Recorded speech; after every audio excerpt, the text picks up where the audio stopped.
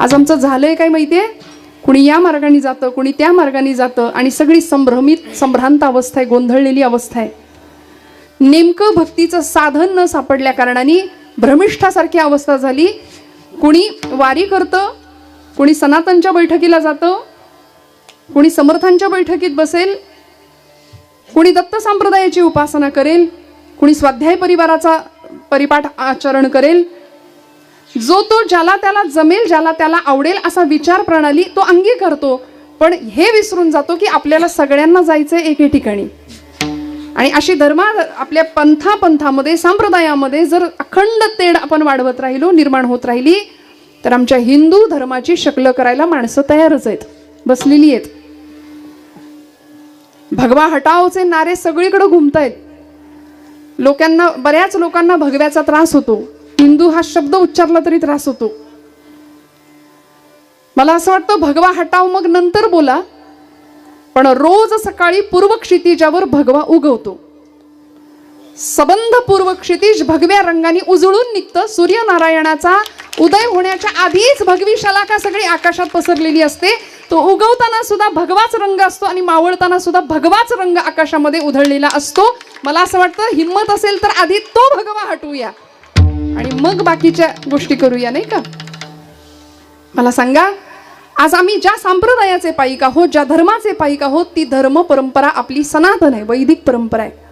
ज्ञानोबरायांनी त्या परंपरेचं अनुसरण केलं. शास्त्राला माऊली असं अनुसंधान दिलं ज्ञानोबरायांनी. पै अहितापासून सोडविती, हित देऊनी वाढविती, नाही गा श्रुती परवती माऊली जगा.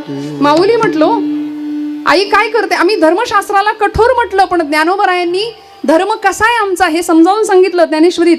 ज्ञानोबराय म्हणाले की आई जशी असते, लेकरू चुकलं तर त्याच्या 2 कानाखाली वाजवेल, पण तेच लेकरू जर आजारी पडलं तर त्याच्या उशापायथ्याशी बसून राहते. ती आई असते आणि धर्मशास्त्र आईसारखं आहे. श्रुतीशास्त्रांना ज्ञानोबराय माऊली म्हणतात. किती वैश्विक अंतःकरण आहे बघा, किती सुंदर अंतःकरण आहे माझ्या ज्ञानोबरायांचं. म्हणून म्हटलं, ज्याला कुणी नाही ना, ज्ञानराज माझी अनाथांची माय असं जर संत सांगतात, तर ज्याला कुणी नाही त्यांनी माऊली म्हणून माऊलींच्या जवळ जावं, समाधीवर माथा टेकवावा. जीवनातलं सगळं समाधान आम्हाला प्राप्त करणारे ज्ञानोबराय. त्यांच्या सबंध वाङ्मयातून प्रत्येकाने हरिपाठाचं आचरण करावं. हरिमुखे म्हणा पुण्याची गणना कोण करी. त्यामुळे असे ज्ञानोबराय सकल संतांमध्ये जे श्रेष्ठ, सगळ्या संतांना मानलं. संत मान्य आहेत, विश्वमान्य आहेत, एवढंच नाही देव मान्य आहेत ज्ञानोबराय. देवानी सुद्धा प्रेम करावं. माऊलींनी ज्यावेळी समाधीची परवानगी मागावी ना पांडुरंग परमात्म्याकडे, भगवंत आता परवानगी द्या, तेव्हा भगवंतांना सुद्धा भरून आलं होतं. आणि ज्ञानोबरायांच्या समाधीमध्ये माऊलींच्या हाताला, एका हाताला पांडुरंग परमात्म्याने धरावं आणि दुसऱ्या हाताला निवृत्तीनाथांनी धरावं. ज्ञानोबरायांना निरोप देताना देवाचं सुद्धा अंतःकरण गलबलून जावं, इतकं श्रेष्ठ व्यक्तिमत्व. सगळे रडायला लागले तर मुक्ताबाई सांगतात, अरे रडता कशासाठी? रडा त्याच्यासाठी ज्याचं जीवन ध्येय अपूर्ण राहिलंय. माझ्या ज्ञानादादा इतकं सुंदर सुवर्णासारखं जीवन कुणीच नाही जगून दाखवलं. आता विश्वात्मके देवे येणे वाग्यज्ञ तोषावे, तोषोनी मज द्यावे पसाय दाने. असं जगाच्या पाठीवर इतकं उदात्त मागणं कुणीच नाही मागितलं. मागणारा तेवढ्या ताकदीचा आहे, देणारा तेवढ्या ताकदीचा आहे. संतच मागू शकतात मंडळी, परमात्म्याकडे मागणं संतच मागू शकतात. आमच्या समर्थांनी सुद्धा मागणं मागितलं. कल्याण करी रामराया, जनहित विवरी, तळमळ तळमळ होतची आहे, तुझा तुची सावरी, कल्याण करी रामराया. देवा समाजाचं कल्याण देवाकडे मागणारे संत होते. आपण काय म्हणतो? खरं सांगा, आपलं मागणं काय असतं? दारिद्र्य जाऊ दे, बेकारी जाऊ दे, यंदा जमलंच तर 4 वर्ष शोध मोहीम चालली, पण पोराचं काही जुळे ना, पोराचं जुळू दे. जमलंच तर शेजाऱ्यांचं म्हटलं का काही नाही. हे असलं आमचं मागणं. पण समाजाचं कल्याण व्हावं ही याचना, ही कामना परमेश्वराकडे फक्त संत करतात. आणि माझ्या माऊलीचं अंतःकरण एवढं मोठं आहे ना, विश्वाचे आर्त माझ्या मनी प्रकाशले, अवघीची झाले देह ब्रह्म. सगळ्या जगाचं दुःख ज्ञानोबराय स्वतःच्या कवेत घेतात, स्वतःच्या पोटात घेतात आणि पांडुरंग परमात्म्याला सांगतात की माझं येण्याचं प्रयोजनच हे, माझं इथं जन्माला येण्याचं प्रयोजनच हे, मी का आलोय? अवघाची संसार सुखाचा करीन, आनंदे भरीन तिन्ही लोक, आनंदाचे आवारू मांडू जगा. ही ज्ञानोबरायांचं मिशन आहे इथं येण्याआधीचं. आपलं मिशन काय आहे? कधी विचार केलाय कशा करता आपण इथं आलोय? नाही पटकन सांगतायत आम्हाला. ज्ञानोबरायांचं ठरलं होतं, मी हे इथं येऊन करणार, सगळं जग आनंदाने भरणार आणि मग जाईन गे माये तया पंढरपुरा, जाईन गे माये तया पंढरपुरा, जाईन गे माये तया पंढरपुरा, जाईन गे माये तया पंढरपुरा, जाईन गे माये तया पंढरपुरा, जाईन गे माये तया पंढरपुरा, जाईन गे माये तया पंढरपुरा, जाईन गे माये तया पंढरपुरा. भेटेन माहेरा आपुलिया, भेटेन माहेरा आपुलिया, जाईन गे माये तया पंढरपुरा, जाईन गे माये तया पंढरपुरा. भेटेन माहेरा आपुलिया, भेटेन माहेरा आपुलिया, जाईन गे माये तया पंढरपुरा, जाईन गे माये तया पंढरपुरा.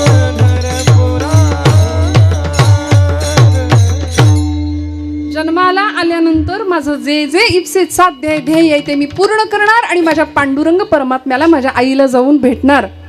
म्हणून बघा, विठू माऊली म्हटलं, आई म्हटलं, आणि आईसाठी अंतःकरण कायम पाझरलं ज्ञानोबरायांचं. कायम विरह, कायम आर्त भावनेमध्ये. भावाचे 5 प्रकार सांगितले ना आपल्याला. शांत भाव आहे, सख्य भाव आहे, वात्सल्य भाव आहे, दास्य भाव आहे, आणि 5वा भाव सांगितला जातो माधुर्य भाव.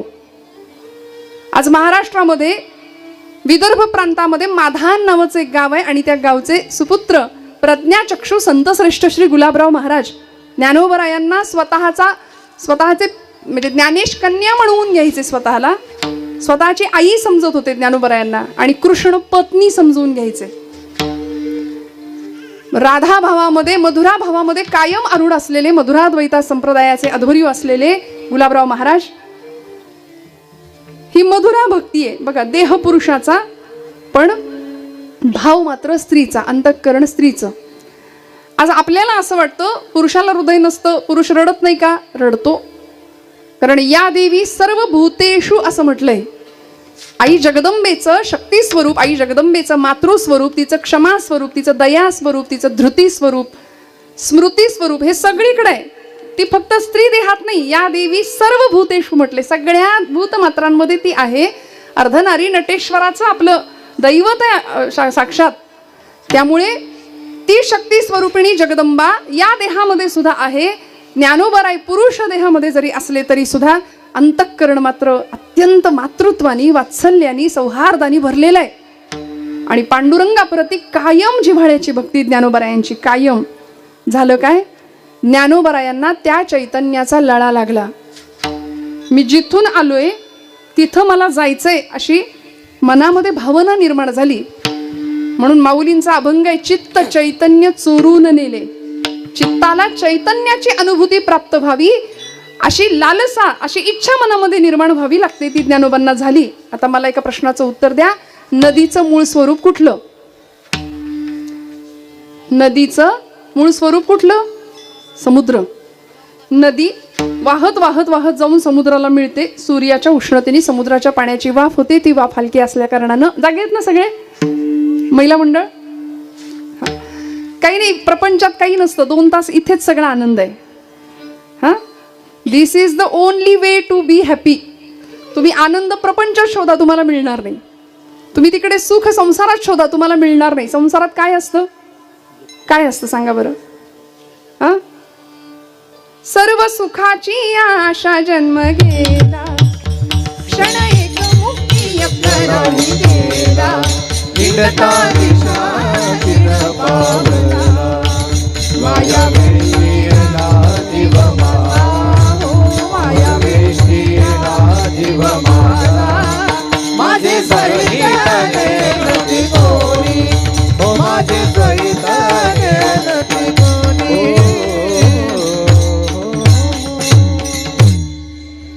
सगळी सुखाच्या मागे लागलेली आम्ही मंडळी आहे संसारामध्ये. कायम सुखाच्या शोधात आहे. सुख मिळत नाही.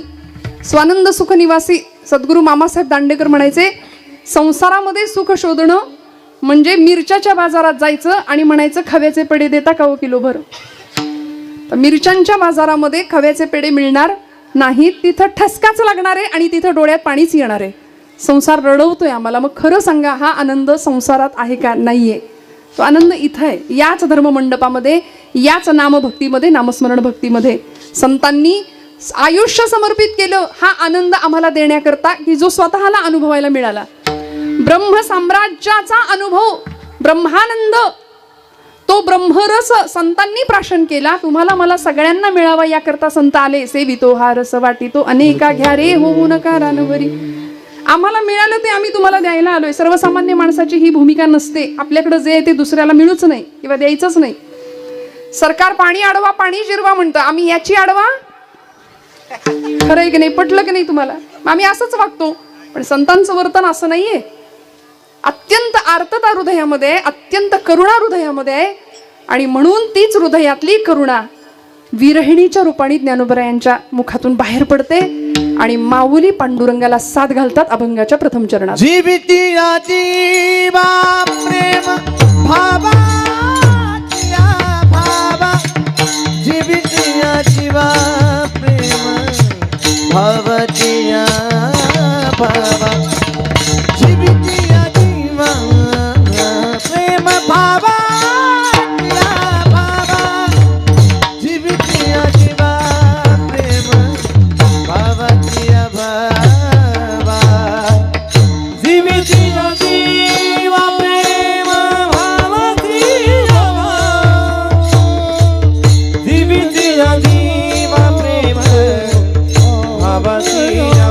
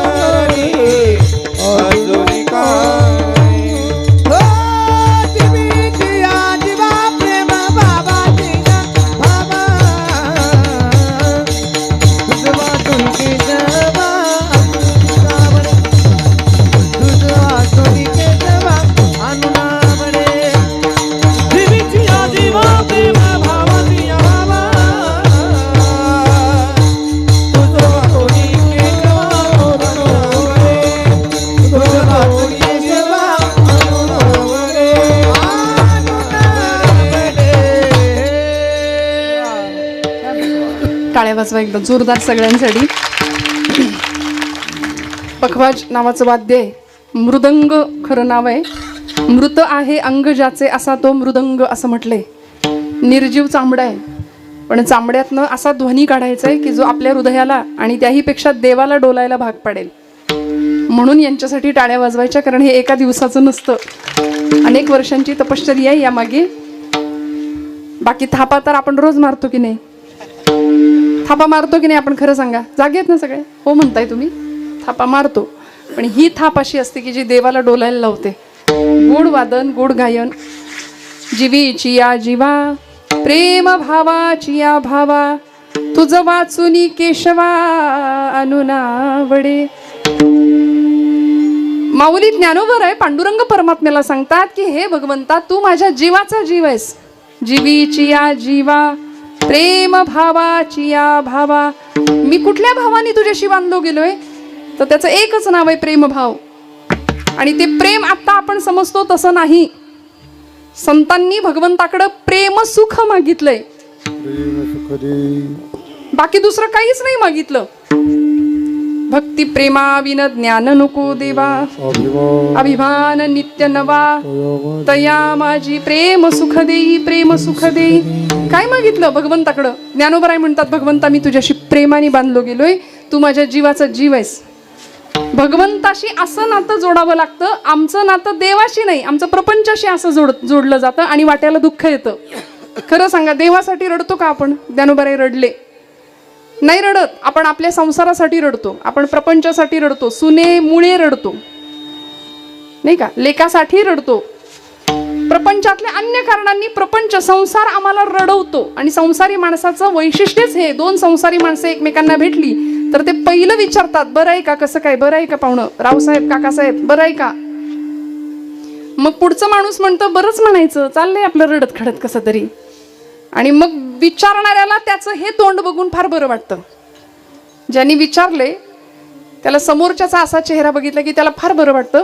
चला म्हणजे आपलंच बिघडलंय असं नाही, सगळ्यांचंच बिघडलंय. ही संसारी माणसाची खूण आहे, यालाच म्हटलंय संसारी माणूस. म्हणून त्यांच्यापासून काही अंतरावर लांब राहायचं. निगेटिव्हिटी फार वाढवतात आपली, नकारात्मक माणसांपासून लांब राहावं म्हणतात बरं का. मग कुठं जायचं, कुणाजवळ बसायचं? ज्ञानोबराय कुणाजवळ गेले हो? जाऊ देवाची या गावा, जाऊ देवाची या गावा, जाऊ देवाची या गावा, जाऊ देवाची या गावा, जाऊ देवाची या गावा, जाऊ देवाची या गावा, जाऊ देवाची या गावा, जाऊ देवाची या गावा. देव देईल विसावा, देव देईल विसावा, देव देईल विसावा, देव देईल विसावा, देव देईल विसावा, देव देईल विसावा. देवा सांगू सुख दुःख, देव निवारील भूक, देव निवारील भूक, देव निवारील भूक. तुका म्हणे आम्ही वाणी, या देवाची लढीवाणी, जाऊ देवाची या गावा. गाव एकच निवडलं संतांनी, देवाचं गाव. विसावा तिथंच मिळणार आहे. क्या बात, वा वा वा.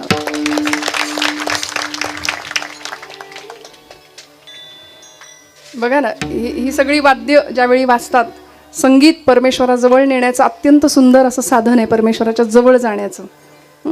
त्यामुळे जितकं गोड बोलता येईल, जितकं गोड गाता येईल. तुम्ही म्हणाल ताई नाही आमचा आवाज, आम्ही कुठून गाणार गोड? असं नाही, परमेश्वराला भाव प्रिय असतो. माऊलीनी भगवंताला भाव दिला. जीवईची या जीवा, प्रेम भावाची या भावा.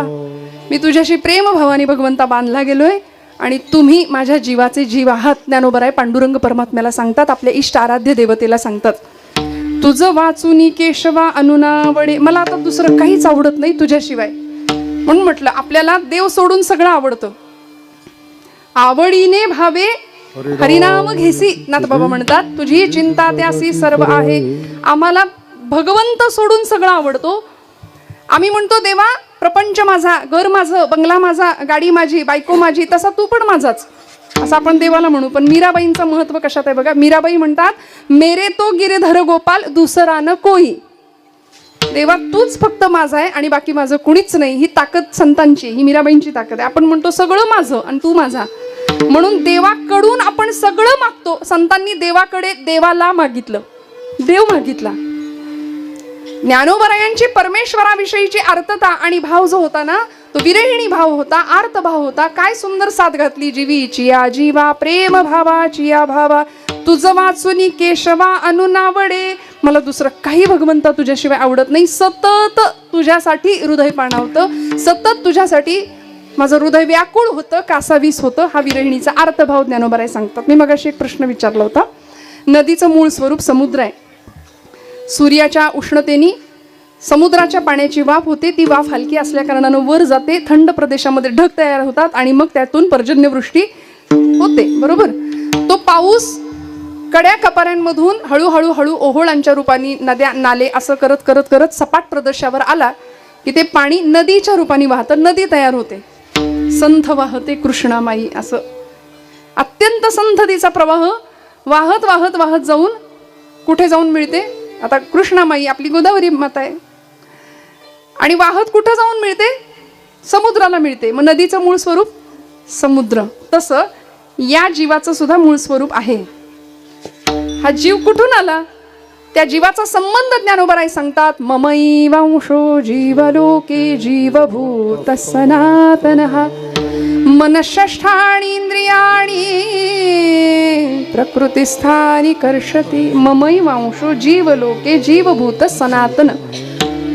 जन्मजात संबंध आहे, प्रस्थापित संबंध आहे आणि तिसरा संबंध भगवंत स्वतः सांगतात.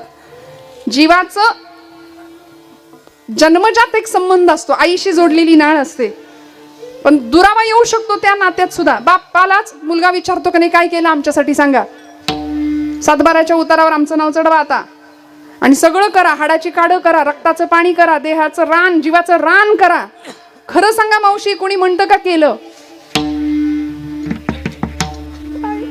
सगळ्यांच्या मनाशा आल्या, किती ग ताई, रांधा वाडा, उष्टी काढा, सगळ्यांचं सगळं करा. कोणीच केलं म्हणत नाही. म्हणतं का? खरं सांगा, कुणी नाही केलं म्हणत.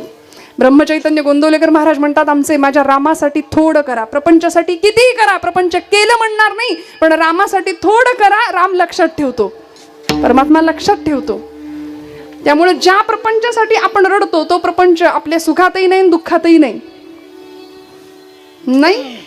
म्हणून आम्ही प्रपंचासाठी रडत बसतो. सगळा प्रपंच माझा माझा माझा करत दुःखाला हा जीव कारण ठरतो. जीवाचं प्रपंचाशी जोडलेलं जन्मजात नातं आहे, प्रसंगी ते तुटू शकतं. वडिलां मुलांमधलं जे सख्य असतं ते व्यवहारावरनं तुटू शकतं. भावा बहिणीचं नातं व्यवहारासाठी तुटू शकतं. विधभर जमिनीच्या तुकड्यासाठी एक भाऊ दुसऱ्या सख्या भावाचा खून करायला सुद्धा तयार होतो, संपू शकतं. ही नाती चिरकाळ टिकत नाहीत. प्रस्थापित नातं आहे, मानलेलं नातं ज्याला म्हणतात, मानलेला भाऊ, मानलेली बहीण, मानलेला मामा काका वगैरे वगैरे, त्याही नात्यामध्ये दुरावा निर्माण होतो. पण असं एक नातं आहे की जे भगवंत सांगतात सनातन, जे जीवाचं शिवाशी जोडलेलं नातं आहे, ते कधीच संपू शकत नाही, ते कधीच तुटू शकत नाही. कारण भगवंताचेच आम्ही सगळे अंश आहोत. म्हणून ज्ञानोबराय म्हणतात, तुकोबराय म्हणतात, सगळ्या संतांना माहिती होतं की देव आम्हाला मिळालेलाच आहे, देव प्राप्त आहे आम्हाला, देवाला मिळवावं लागणारच नाही. कसं काय? देव मिळालाय का आम्हाला? खरं सांगा, तुम्ही जागे आहेत का? मिळाला देव? देव कळला का? काहींना देव कळत नाही, काहींना देव मिळत नाही, काहींना देव कळतो पण मिळत नाही, काहींना देव मिळतो पण कळत नाही, आणि काहींना देव कळतोही मिळतोही. काहींना देव कळतही नाही आणि मिळतही नाही. आपण नेमके कशात आहे? ज्ञानोबरायांना देव कळाला, देव मिळाला, त्यांनी देवाला पाहिलं. प्रल्हाद केशव अत्रे, आचार्य अत्रे पुण्याचे प्रसिद्ध साहित्यिक होऊन गेले. लोकांनी त्याला अभंगाचा दर्जा दिला, पण अत्यंत सुंदर शब्द, सोप्या शब्दामध्ये सांगितलं, जे तत्वज्ञान माऊली हरिपाठात सांगतात. मंथुनी नवनीता तैसे घे अनंता, वाया व्यर्थ कथा सांडी मार्गू.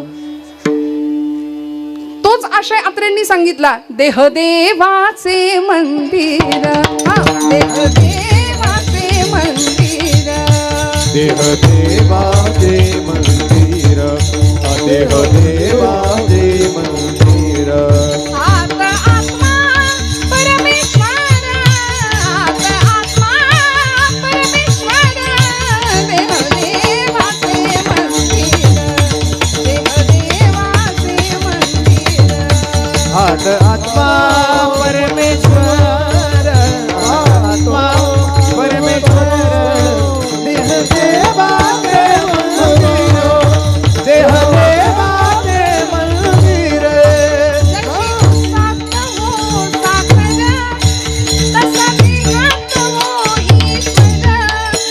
जशी उसात हो साखर तसा देहात हो ईश्वर जसा दुधामध्ये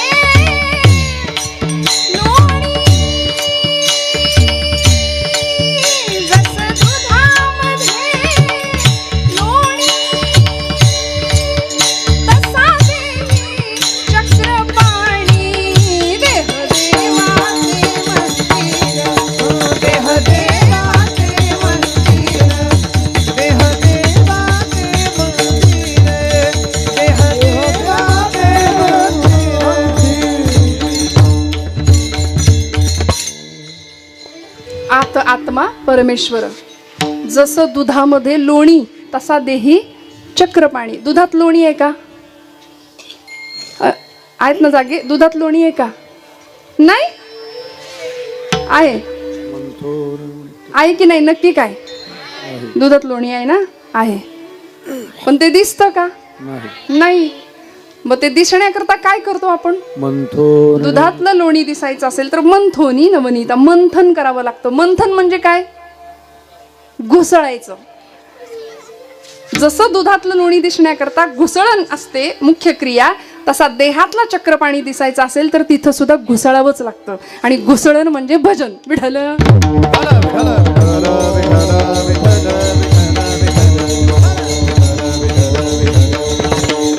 करावं लागेल की नाही भजन भजनाशिवाय देव कसा भेटेल हो देहाला भूक लागली तर आपण काय करतो सांगा ना पटकन जेवण करून आलात ना सगळे देहाला भूक लागली तर आपण काय करतो भोजन आणि आत्म्याच्या भुकेचं काय मनाच्या भुकेचं काय देहाच्या भुकेसाठी भोजन मनाच्या भुकेसाठी भजन मग सगळे भजनासाठी आपण असतो पण काकड्याला सगळे असतात का हो सकाळी नाही परमेश्वराच्या भजनामधला आनंद संतांनी घेतला देवाला आळवलं आणि देव हृदयामध्ये जो होताच मूळचा तो प्रकट केला देव प्राप्त करायची वस्तू नाही देव प्राप्त आहे संतांना माहिती होतं माऊलींना माहिती आहे देव मला प्राप्तच आहे कारण मी त्याचाच अंश आहे निवृत्तीनाथांचा अभंग आहे आम्ही चकोर हरिचंद्रमा आम्ही कला तो पौर्णिमा आम्ही कला तो पौर्णिमा आम्ही चकोर हरिचंद्रमा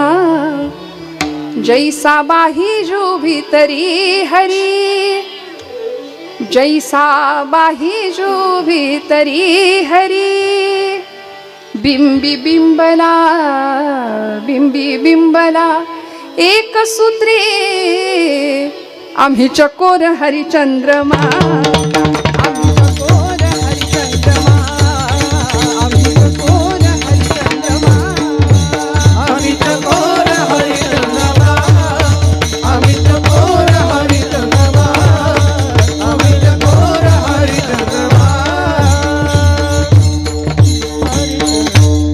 त्या चैतन्यनाथाचा किंवा त्या चैतन्याचा या माझ्या चित्ताला लळा लागला देवा तू माझ्या जीवाचा जीव आहेस असं माऊली पांडुरंग परमात्म्याला सांगतात जीवीची या जीवा प्रेम भावाची या भावा मग तो जीवातला जो जीव आहे ना तो कसा ओळखायचा तिथपर्यंत कसं पोहोचायचं संतांना ते जमलं तुम्हाला आम्हाला जमत नाही आम्ही स्वतःचा श्वास सुद्धा नीट ऐकत नाही स्वतःला आम्ही ओळखत नाही स्वतःकडे कधी पाहत नाही आम्ही सगळे बहिर्मुख आहोत ज्ञानोबरायांनी निर्गुणाची उपासना केली निर्गुणाच्या माध्यमातून परमात्म्याजवळ पोहोचले आणि आम्हाला सगुण उपासना दिली साधी सोपी मूर्त रूपाची पूजा करायला सांगितली समर्थ म्हणाले सगुणाचे नि आधारे निर्गुण पावे जे निर्धारे संतांनी सगुण पूजा दिली आम्हाला निर्गुण पूजेकडे जाण्याकरता किंवा भक्तीकडे जाण्याकरता ज्ञानोबरायांनी अवघड उपासना केली आतल्या जीवाला ओळखलं तू माझ्या जीवाचा जीव आहेस भगवंता आता जीवाचा जीव म्हणजे काय आम्ही ज्यांना जीव लावतो की नाही, आज खूप म्हणतो माझा माझा माझा माझा, उद्या तो माझा राहिलेला नसतो नाही का.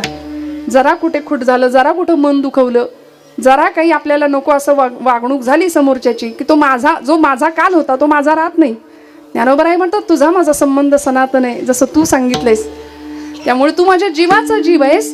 आचार्य जगद्गुरु शंकराचार्य, जागे राहा सगळे, आचार्यांनी आपल्या शिष्यांशी संवाद केलेला आहे. आणि शिष्याला आचार्यांनी एक प्रश्न विचारला. म्हणाले, किंते ज्योतिर्वदस्वहनि रविरिहमे चंद्रदीपादिरात्रौ स्यादेवो भानुदीपादिक परिकलने किं तव ज्योतिरस्मि चक्षुस्तन्मीलने भवति च किं सुतरां धीर्धिय किं प्रकाशे तत्रैवाहं ततसि परमकं ज्योतिरस्मि प्रभोऽहं. विठ्ठल.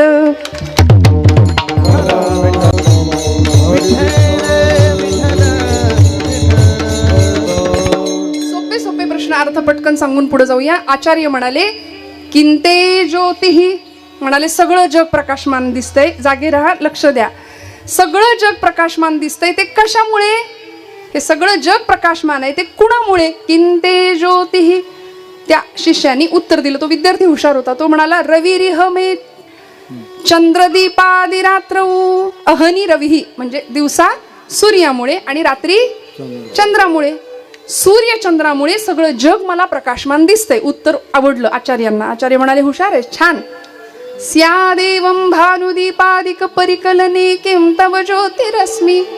म्हणाले सगळं जग प्रकाशमान दिसतंय, ते कशामुळे? सूर्य आणि चंद्रामुळे. मग सूर्य आणि हा सूर्य आहे किंवा हा चंद्र आहे, हे तुला कशामुळे कळतंय? म्हणजे तुझ्या चंद्राचा आणि सूर्याचा प्रकाशक कोण आहे? अजून कुणीतरी तुला सांगतंय ना की हा चंद्र आहे, हा सूर्य आहे, ही लाईट आहे, हा मंडप आहे, हे कुणीतरी सांगतंय आपल्याला. कोण आहे? तो म्हणाला, त्यांनी उत्तर दिलं, चक्षुः, माझे डोळे. माझ्या डोळ्यांनी मला कळतंय ना. हा माईक आहे, ही माणसं बसलेली आहेत, हा सूर्य आहे, हा चंद्र आहे, माझे डोळे मला सांगतायत. आचार्य म्हणाले, बरोबर आहे. पुढे, डोळ्यांना कशामुळे कळतंय की हा चंद्र आहे, हा सूर्य आहे? मग डोळ्यांचा प्रकाशक कोण आहे? चंद्र सूर्य. हे जग कुणामुळे प्रकाशित आहे? चंद्र सूर्यामुळे.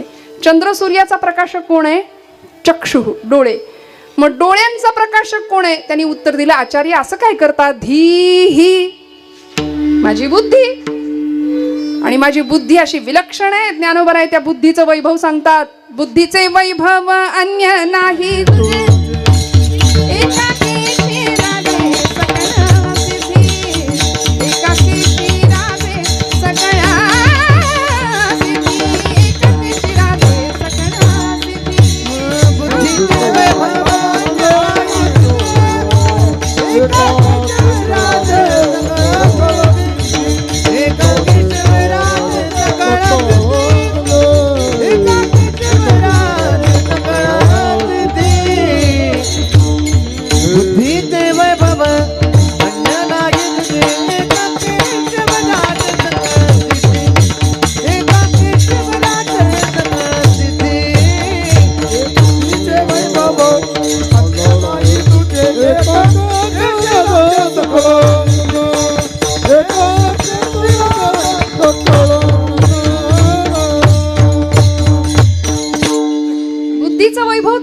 सांगतात. पण ती बुद्धी कुठली माहितीये का?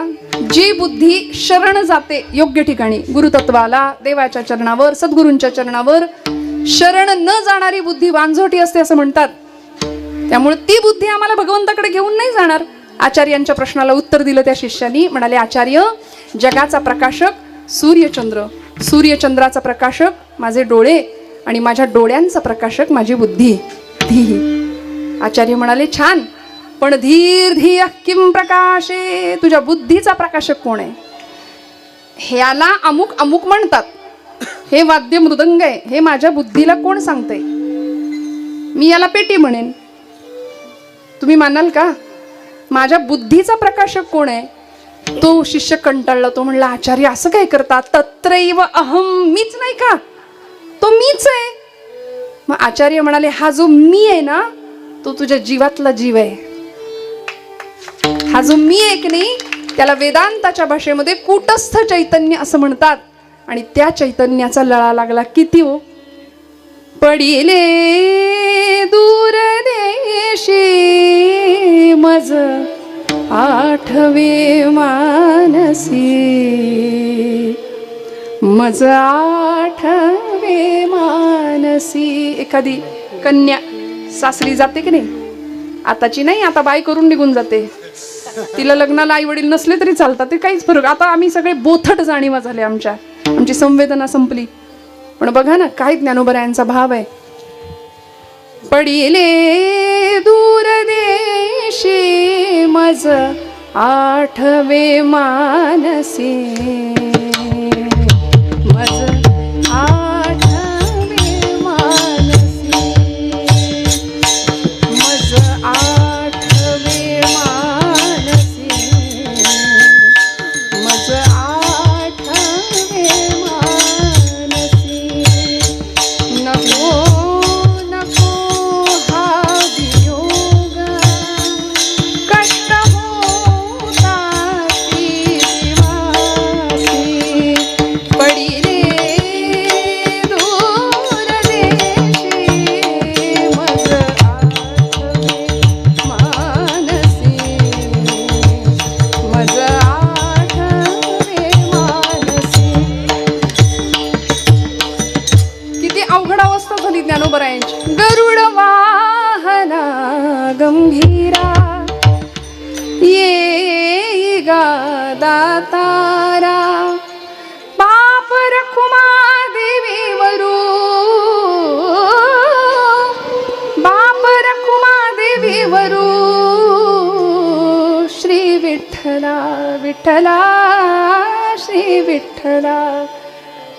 इतकी आर्तता, इतका विरह भाव ज्ञानोबराय सांगतात. तू माझ्या जीवाचा जीव आहेस भगवंता, तुझं वाचुनी केशवा अनुनावडे.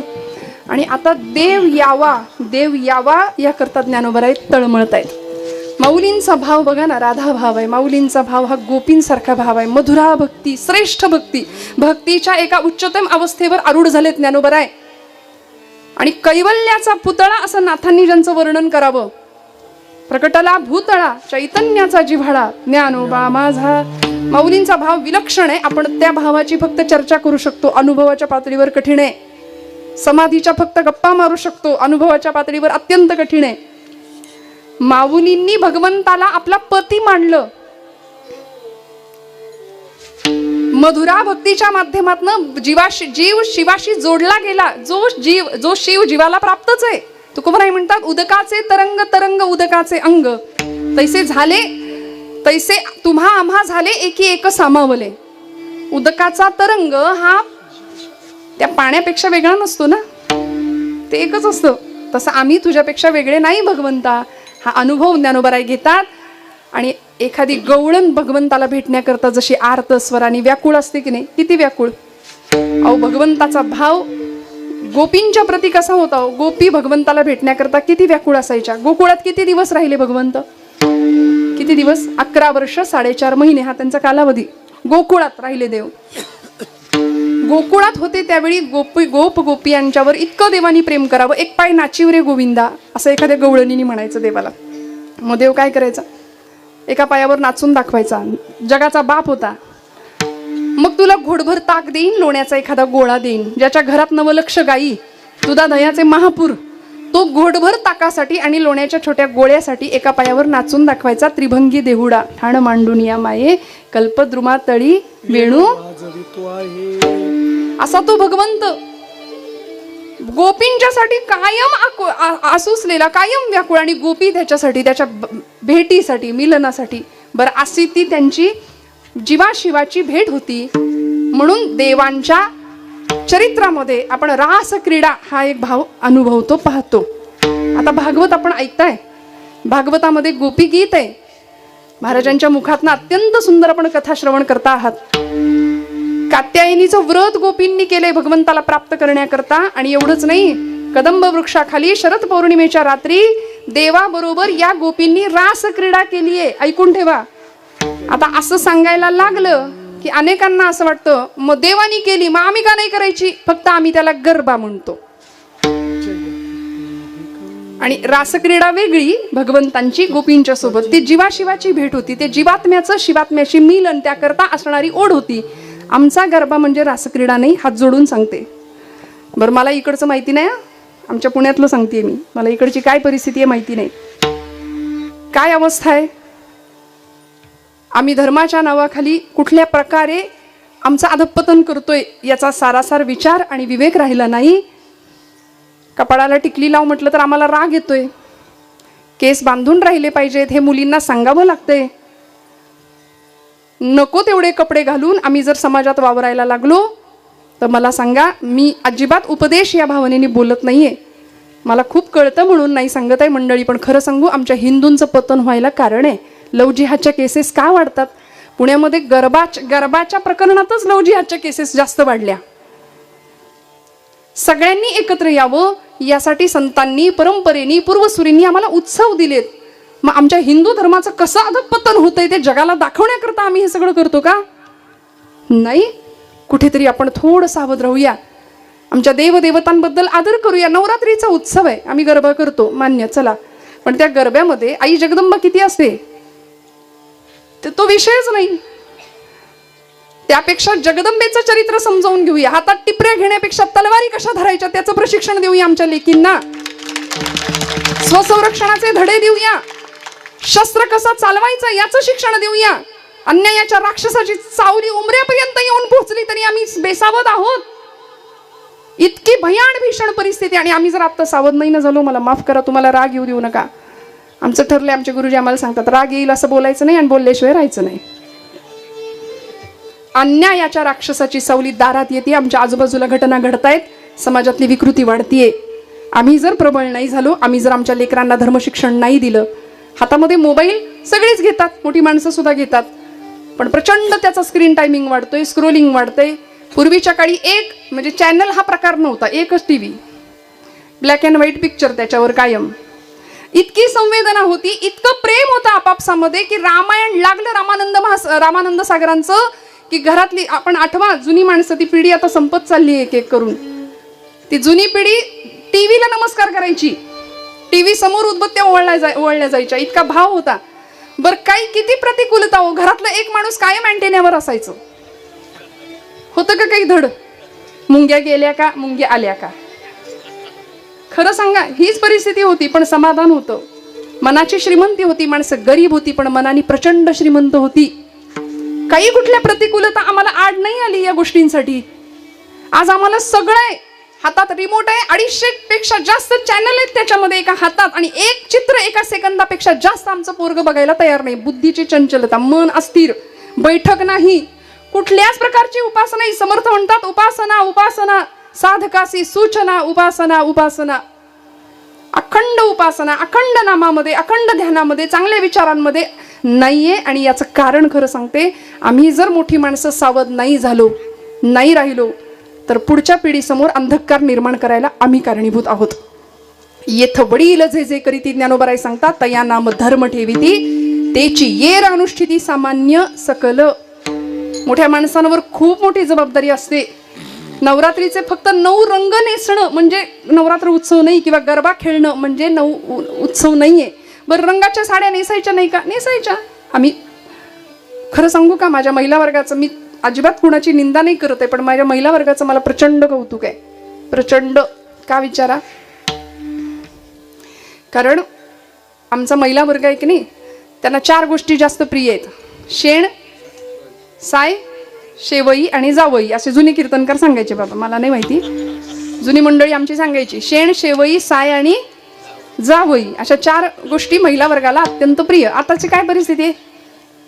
जुन्या मंडळींचे हे दृष्टांत होते, हे वक्तव्य असायची. बरं, साय का प्रिय? प्रचंड प्रिय, आजही प्रिय आहे. एखाद्या वेळी अचानक पाहुणे आले आणि त्यांनी दूध मागितलं. दूध देताना मोठं पातेलं नाईलाजाने गडबडीत बाहेर आणावं लागलं. लहान पातेलं नाही आलं हाताशी, लहान भांड नाही आलं, मोठं पातेलं आणलं, तर त्याच्यावरची साय आपण कसं करतो? फुंकून फुंकून थुंकी पडली तरी चालेल, पण साय नाही ताटात पडू देणार. है की नाही? मग किती किती आम्ही त्या साईला जपतो, साईवरचे फार प्रेम. बरं, साय मग आता तुम्ही म्हणाल ताई महिला असून आमची निंदा करता. निंदा नाही, साईवर का प्रेम? कारण ती साई सगळे आम्ही साठवतो, त्याला छान विरजण लावतो, मग त्याचं छान नाही का दही बनतं, मग तुपापर्यंतचा प्रवास, आणि ते छान तूप घरातल्या सगळ्या मंडळींना, लेकरांना, पतिदेवांना आम्ही खायला घालतो. म्हणून म्हटलं माझ्या स्त्री वर्गाचा मला अभिमान आहे. जगातल्या सगळ्या डिग्र्या एका बाजूला आहेत. तुम्ही आमदार असा, खासदार असा, आणि डॉक्टर असा, इंजिनियर असा, कुणीही असा, सामाजिक पातळीवर तुम्ही कितीही मोठे असा, पण मला असं वाटतं भारतातली सगळ्यात मोठी डिग्री जर कुठली असेल ना तर ती भारतीय गृहिणी सगळ्यात मोठी डिग्री आहे, सगळ्यात मोठी. कारण नाही पगार मिळाला तरी सुद्धा खरं सांगू का, आपण जर संपावर गेलात तर काही कुणाचं काहीच नाही, काही होणार नाही. त्यामुळे अत्यंत मोठं स्थान आहे. आणि असा स्त्री भाव इतका विलक्षण आहे ना, या गोपी भावामध्ये ज्यावेळी ज्ञानोबाराई जातात बघा, सगळ्यांवर प्रेम, प्रचंड वात्सल्य, संवेदनशीलता, सौहार्दता, एकमेकांविषयीची आत्मीयता. त्या गोपींनी परमात्म्यावर किती प्रेम करावं. ज्यावेळी मथुरेमध्ये भगवंत आले त्यावेळी यमुनेकडे बघायचे आणि डोळ्यातनं पाणी उद्धवानी विचारावं, कृष्णा आपण रडता? ज्ञानी भक्त होता उद्धव, भगवंतांना म्हणायचा देवा तू परब्रह्म आहेस आणि तू रडतोस, तू रडतोस. काय करू म्हणाले उद्धवा, मला माझ्या गोकुळची आठवण येते. उद्धव म्हणाला देवा अरे सांगायचं ना त्यांना की तू ज्ञानी, तू परब्रह्म आहेस आणि या गवळणी तुला देव समजून तुला तुझा पुत्र समजतायत, तू त्यांना सांग तरी समजावून. अक्रूरांच्या बाबतीतही तेच झालं होतं. उद्धवांना सुद्धा देवानी त्यासाठी पाठवलं, अक्रूरांनाही तेच भक्तीचं ज्ञान त्या प्रसंगामध्ये दिलं होतं. ज्यावेळी भगवंतांना आणायला अक्रूर गेले होते गोकुळामध्ये, काय झालं होतं, आकांत मांडला सगळ्या गवळणींनी. किती प्रेम होतं भगवंतावरती. ज्यावेळी भगवंताचा रथ नंदबाबांच्या वाड्यासमोर सजलेला दिसला ना, त्यावेळी सगळ्या गवळणी आल्या नंदबाबांना, यशोदेला विचारू लागल्या. गवळण म्हणती यशोदेला कोठे गे सावळा, सांग ना ग यशोदे का रथ शृंगारीला, सांगे गे मजला. अक्रूर उभासे अंगणी, बाई गे साजणी, या नंदाचे अंगणी मिळाल्या गवळणी. नंदाचे अंगणी मिळाला गवळणी, या नंदाचे अंगणी मिळाला गवळणी, या नंदाचे अंगणी मिळाला गवळणी.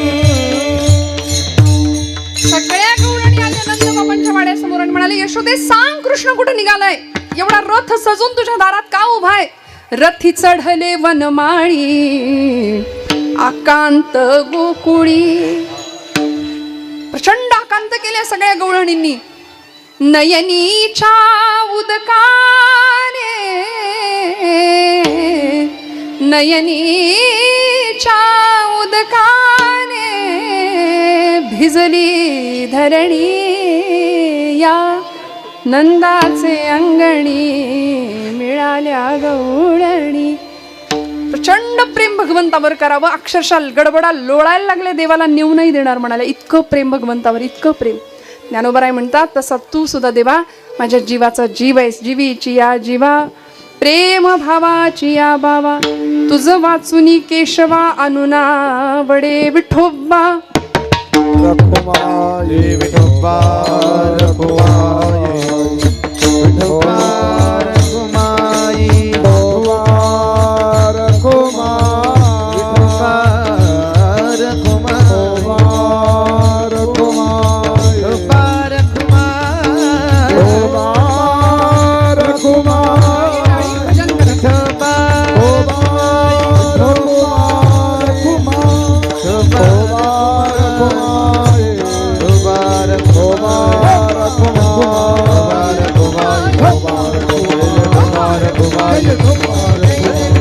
रखुमाये, विठोबा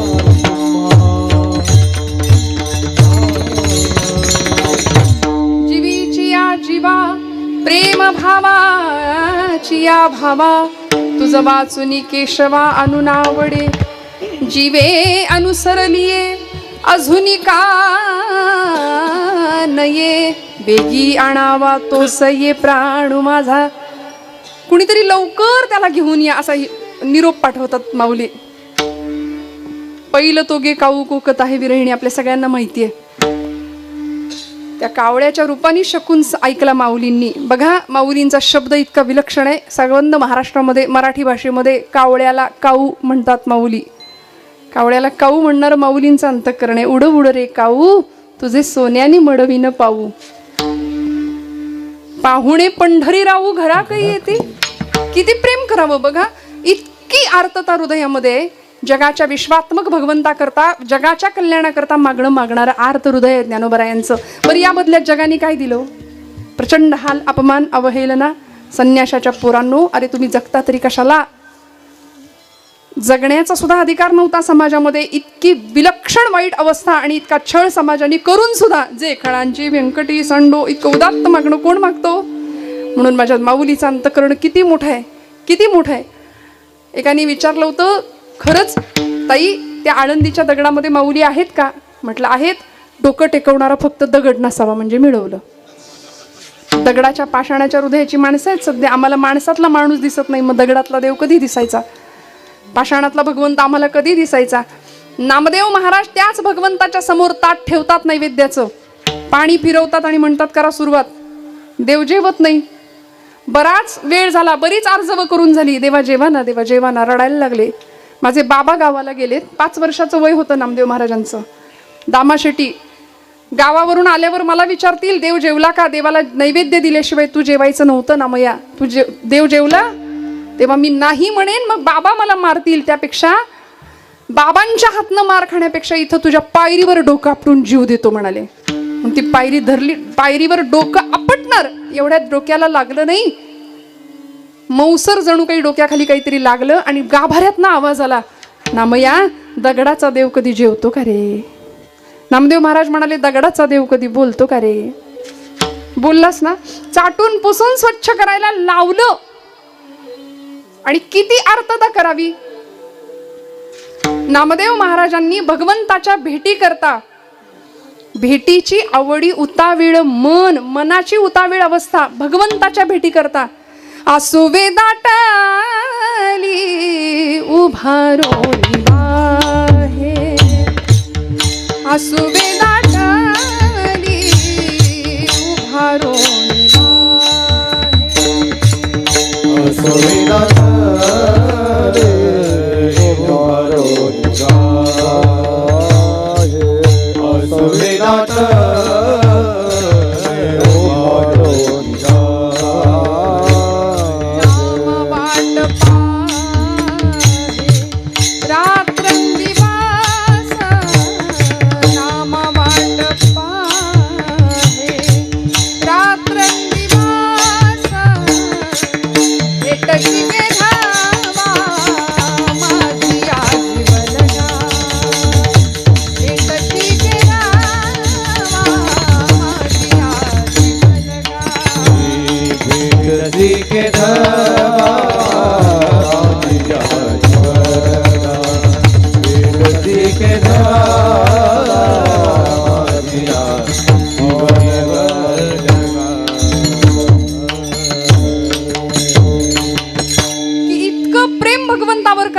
भगवंतांना सुद्धा या भक्तांच्या शिवाय करमत नव्हतं. स्पुंदू स्पुंदून देव गळा घाली मिठी. वर्णन आहे नामदेव महाराजांचं की देव रडतात. कुणासाठी? भक्तासाठी. गळ्यात गळे मिठी घालून देव आलिंगन देतात नामदेव महाराजांना. सांगतात आषाढी कार्तिकी विसरू नका मज सांगत असे गुज पांडुरंग. अरे मला विसरू नका रे, तुमच्यासाठी मी इथं उभा आहे. पण आपल्याला देव सोडून सगळं आवडतं की नाही? खरं सांगा. देव सोडून आपल्याला सगळा प्रपंच प्रिय आहे.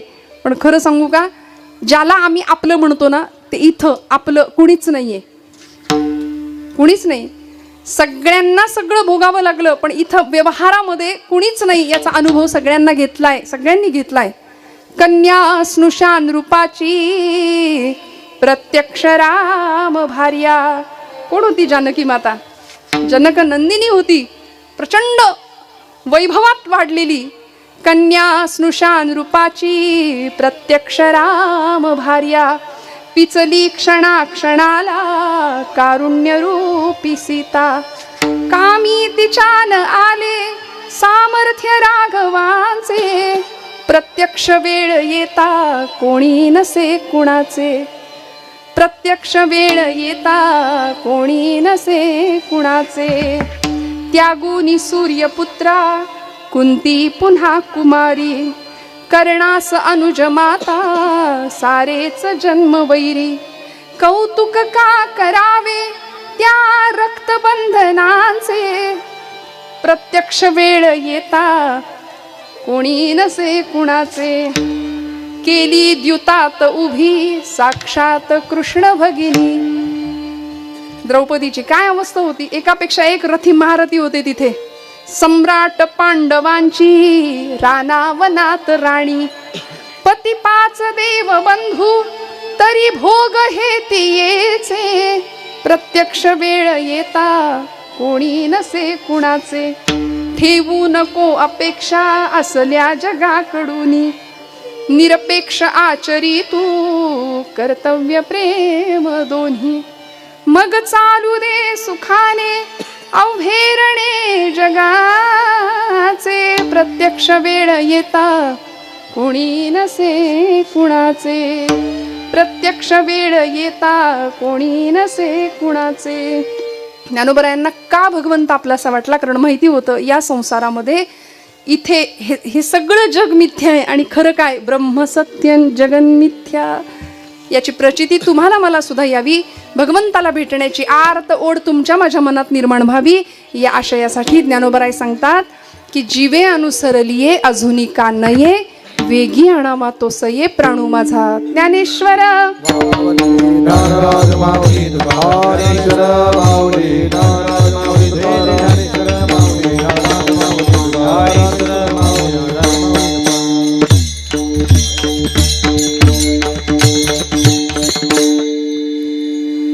सदा टोचून न देण्याची जबाबदारी घेतो, कारण त्याचं ते ब्रीद आहे योगक्षेमं वहाम्यहम.